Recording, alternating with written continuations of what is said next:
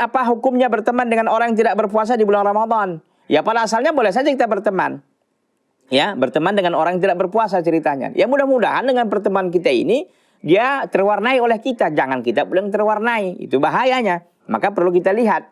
Bagaimana kita? Kuat nggak berteman dengan dia? Kalau nggak kuat artinya gara-gara dia nanti kita bisa ikut-ikutan nggak puasa, jangan berteman. Tapi kalau kita yang bisa mempengaruhi dia, mengajak dia, oh ini loh teman puasa, puasa itu enak segala macam, mendapatkan pahala yang besar, mendapat kegembiraan ketika berpuasa dan sebagainya, itu bisa kita lakukan, nggak apa-apa berteman dengan dia sebagai bentuk dakwah kita kepada dia. Karena kalau kita dekati sampai kapan dia tidak puasa kan?